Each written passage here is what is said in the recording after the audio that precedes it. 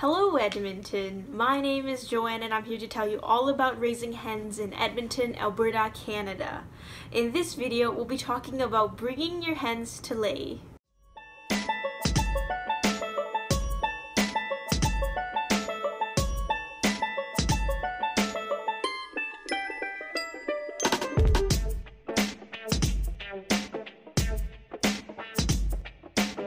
Egg-laying hens take about 5 to 6 months from hatch before they're ready to lay.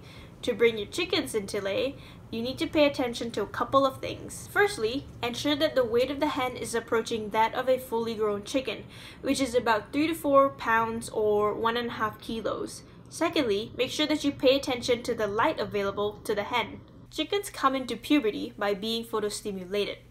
Photostimulation activates the reproductive organs and sexually matures the chicken. And chickens come into lay faster when the days are increasing, such as during spring. Artificial lighting can also induce photostimulation. So in Edmonton, when day lengths are decreasing, such as in fall and winter, lighting your barns become essential to helping your birds stay in their lay cycle to maintain egg production. This is because decreasing day length can reduce egg output. A recommended lighting program is to start with 8 hours of light per day initially. Now this is the maximum amount of light that your chickens should receive until they reach 16 weeks of age. Once they've reached 16 weeks of age, you can increase the light by 15 to 30 minutes each week until they reach a total of 14 to 16 lights per day.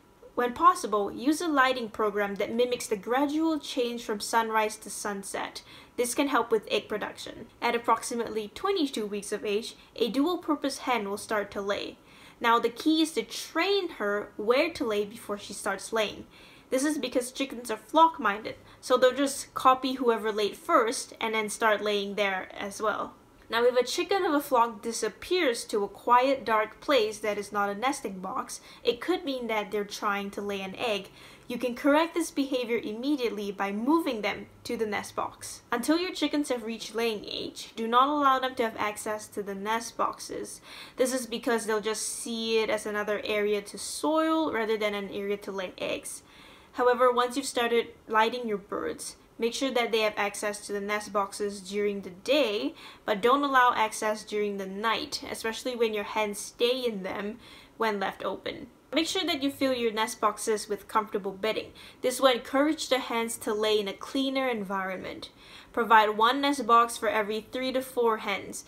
Nest boxes should be big enough for the hen to stand up and turn around in. Particularly when your chickens are going through puberty and learning to lay eggs, it is important to teach them to lay in a clean area. Here are several key things that you can do to encourage your chickens to lay in a clean nest box. Check your birds frequently during the first week of lay. Pick up any eggs that you find on the floor immediately. Place a golf ball in each of the nest boxes to encourage a mimicking behavior.